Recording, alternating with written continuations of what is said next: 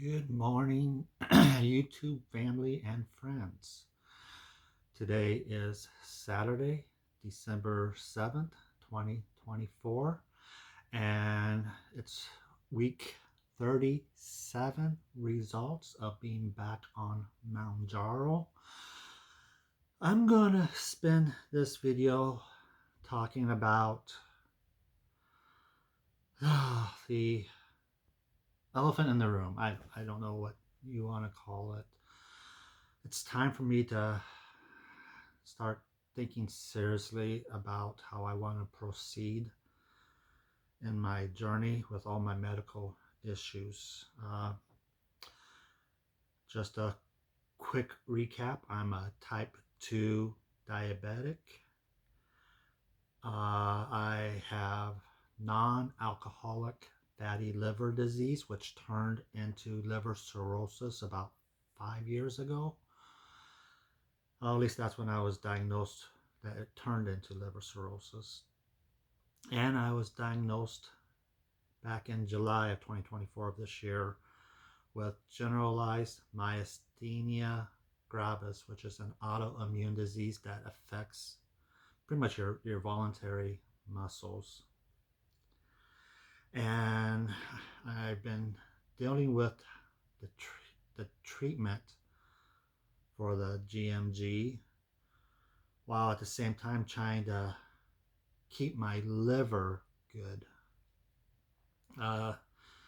Because unfortunately, the treatment that I'm on to try to tame my symptoms for the gMG, the generalized myasthenia gravis, has a negative effect on my liver. And so it's time for me to have some serious thoughts and conversations with my doctors with how to proceed. Which one takes precedent? Because I don't think I can treat one. I don't think I can treat the gMG without seriously affecting my liver and trying to keep it functioning well. As of right now, my liver is still working good. It's scarred, but it's still doing its job. But it's 5 years into the cirrhosis, and it's just a matter of time before it starts to not work fine. And which one takes priority? Do I continue with my treatments for my gMG, knowing that I'm not at a steady pace for my symptoms right now? So I see the neurologist on the 16th, Monday the 16th of this month.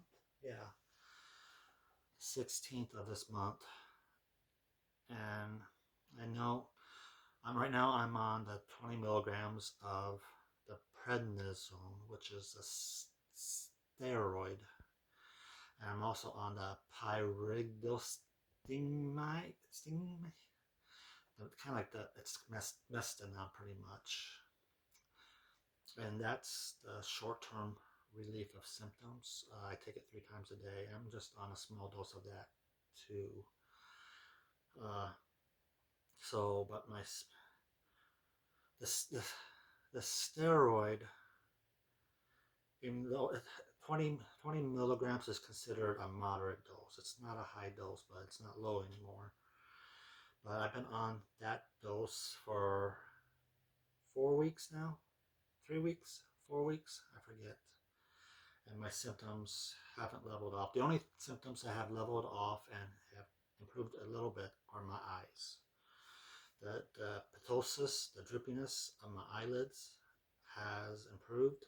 I get a little bit of droopiness every once in a while, but for the most part, I don't get any eye closures, thankfully. Double vision. I really haven't had double vision the last few weeks. That wonkiness feeling I was getting when I walk because of the eyes has pretty much gone away as well. So that's the positive of being on this prednisone at 20 milligrams is the eye symptoms have improved. But my other symptoms has gotten worse. The effect on my limbs, especially my limbs, has really gotten worse the last few weeks. And the side effect of the steroid, I get it's almost tremors, shakiness. Uh, I forget the other word for it. Tremors. Uh, I forget the other word for it. Brain fog right now.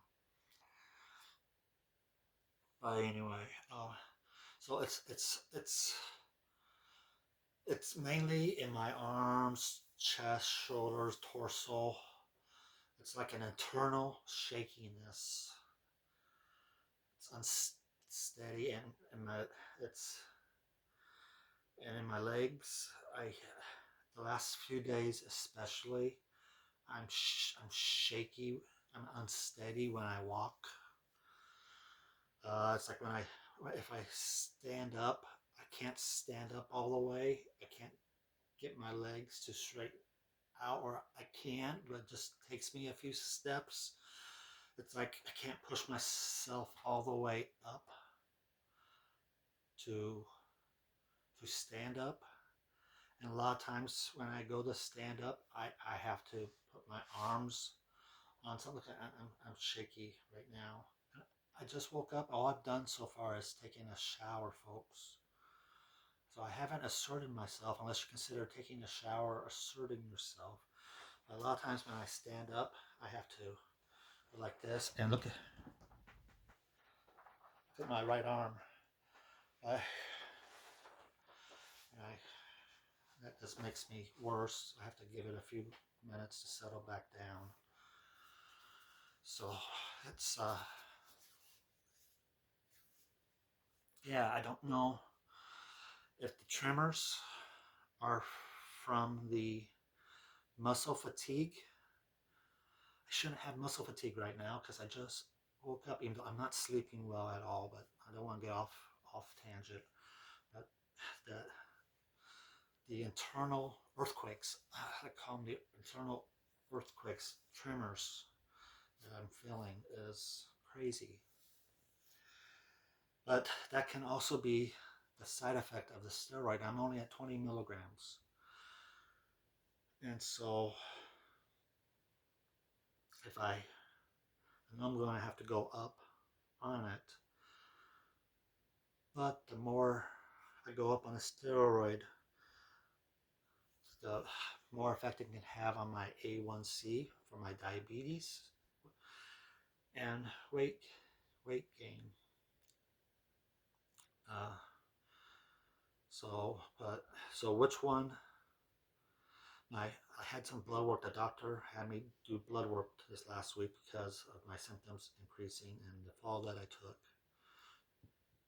And so he wanted to make sure my phosphate and some other measurements where they were at to see if it was anything else causing my unsteadiness.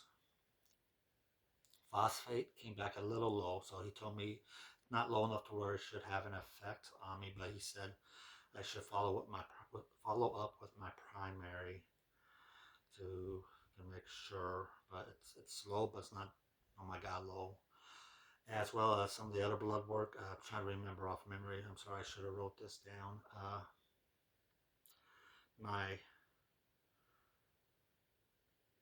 my god, I'm sorry, folks. I do remember my one thing was my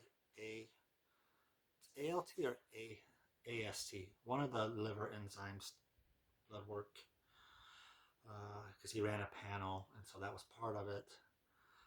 I think it's the AST gone up. So that's the ALT, AST is for liver enzymes in your blood, and when your liver is showing stress, those enzymes in your blood will go up. and so my AST is no longer in normal range. It's not horrible, but it's just that it's it's gone up. It's just above normal. So, but that means my liver is starting to show a little stress. So I think I have to prioritize. I see my gastroenterologist on Friday the 27th of this month. That's the liver doctor. But I'm going to have to make some tough decisions here. I think I have to prioritize my liver over my treatment of the autoimmune disease, the generalized myasthenia gravis. People can live with gMG. It's only life-threatening if you have a crisis. I'm afraid the last few days I've been, it's not bad right now, but last night and the night before, just sitting up watching TV or at work. No, I worked from home 4 out of 5 days this week. Thankfully, my job allows me to work from home when I need to. But sitting at my desk, just breathing, I feel like if you get sick and you feel heaviness on your chest. Initially, it was just in the back of my throat. When I breathed in, it felt like a little restriction, but it wasn't anything involving this. Well, now it's starting to involve this area. It just feels not. It's not major, but it just feels like when you're sick and you're breathing, especially trying to breathe. This feels like it's labored a little bit. It feels like pressure. It's just like feels like something's sitting on your chest a little bit, but it's not major, and I can breathe. It just feels like I have to put forth a little bit more effort to breathe. I don't know if that's a sign of breathing difficulties or not. I don't feel sick otherwise. I I'm still dealing with that, like I explained in last week's video. But when I have to start weighing, because my shakiness has gotten a little bit better now, I have to weigh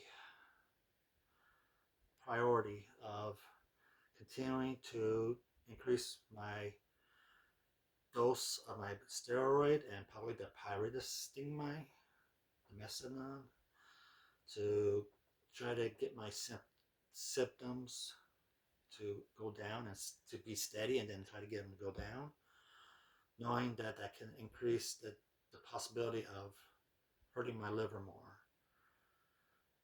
What takes priority? I think I have to prioritize my liver. So that I can't live without a liver. I don't want to get to a point of needing a liver transplant. So I need to keep my liver functioning as long as possible. So does that mean I don't try to improve my symptoms on my gMG and just hope that it goes into remission on its own? And if I do that, do I go on disability? Do I give up the job that I've been waiting years to get, that I finally got, and a good salary? Do I give that up to go on disability? And there's no guarantee I'll get disability. I don't know if I'm bad enough to qualify for disability. Yes, gMG is a qualifying disease for disability, but it has to be bad enough to where you can't work, you can't function on a daily basis long enough to, not just my job, but any job. So do I leave my job? That's a very stressful job, don't get me wrong. I love the new job, but I'm still kind of doing two jobs. I'll be doing two jobs till sometime in January until my replacement for my old job starts and gets trained. So I'm so stressed. I'm working 9, 10 hours a day right now. It's really stressing me out. You know, I gave up my second job driving Uber because it wasn't safe for me to drive for hours on end. Especially now, there's no way. Now I was driving. One day I went into the office this week.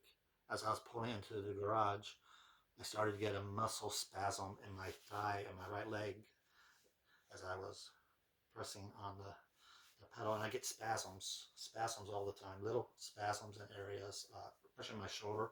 As I'm working the mouse, I'm not moving my arm, just my arm like this, working the mouse, typing, and I get muscle spasms here. I get muscle spasms here, here in my forearm.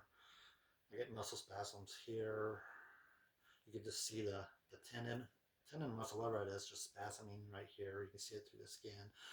I get spasms in my legs, and what happens if I get a bad enough spasm where my muscle gets fatigued in my leg so bad to a point where I can't press on the gas, I can't press on my brake pedal. I feel safe enough where I can drive 15 minutes, 20 minutes to get to the work, to get to the store, but I don't trust myself to drive hour, 2 hours at a time. So what do I do, folks? Okay. So I'm going to have more talks with my doctors. And do I go on disability? Do I risk it? Do I give up the job I've been wanting over a decade to get that I finally got it last month? Do I let it go? Do I go on disability and risk chance of being not qualified for disability? I have my 401k. I got a good amount in my 401k right now, but if I tap into it now, it only will last a few years. It might last longer than that. I got a decent amount in there, but still, I'm only 48, folks. I still got a long ways to go. Unless this liver gives out on me, then I guess I don't have to worry about my future. So, but anyway, that's what I'm dealing with. Okay, so let's go ahead and take.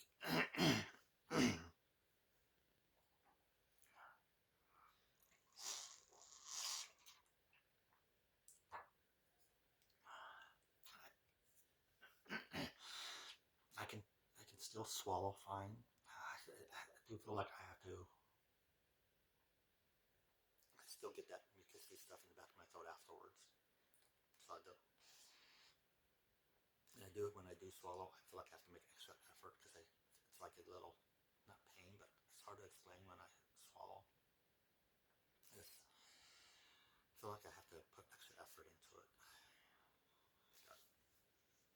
Okay, let me go ahead and take my blood to see where my blood sugar's at.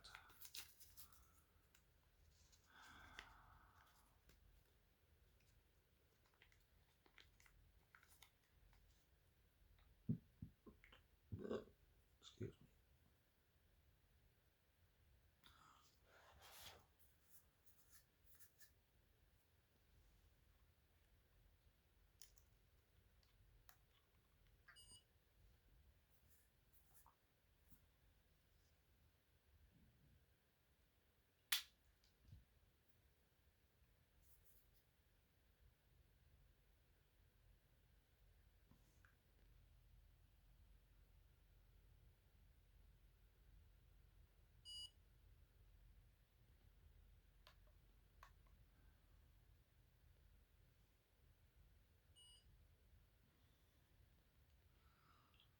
$103.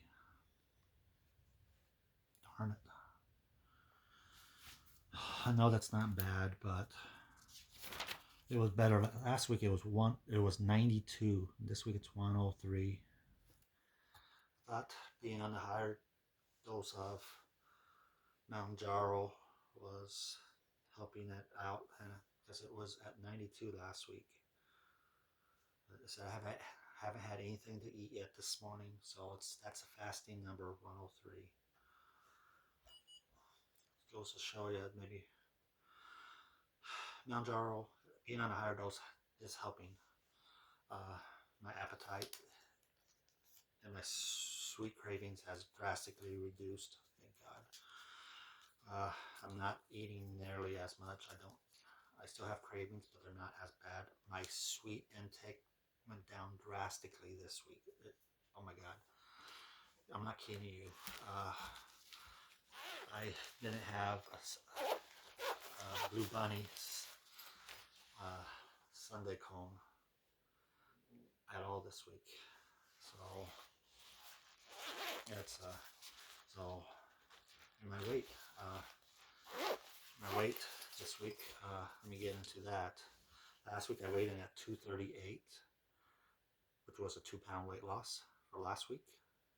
This morning I weighed in at 237, which is a 1-pound weight loss for the week. So yay! So that puts me at overall for the 37 weeks of being back on Mounjaro, down with this disease, at +1. So I've lost weight 3 weeks in a row. So I lost 4 pounds total the last 3 weeks. So being on the higher dose, I'm at 7.5. It has improved. It is helping. It's helping with my appetite, my cravings, my sweet tooth. It was doing better on the blood. But 103, darn it. Darn it. That's another reason why I don't want to go up any higher on the steroid. Am I okay living with these symptoms? I'm not trying to, because there's no guarantee going up on steroids is going to make these symptoms go away. There's a good chance that the side effects that I'm having from being on a steroid, which is I can't sleep, my sleep is horrible, and being tired, lack of sleep, makes the symptoms worse for this gMG. And also, it affects my blood sugar. It can make my blood sugar go up, which affects my diabetes, which can affect weight, which will affect my liver. So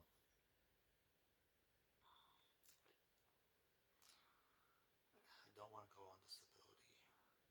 I don't want to give up my job. I just don't know if I'm going to have a choice. If I prioritize my liver, if I prioritize above everything else my liver, I don't see where I have a choice, folks. I don't. I don't know. All right, let's do this. Mounjaro 7.5. Get it there. Unlock it.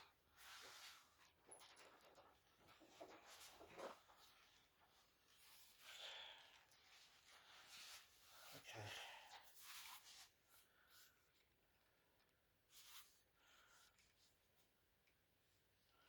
I have to focus really hard sometimes on the shakiness. So instead, if I focus really hard, I can get it to stop. Okay.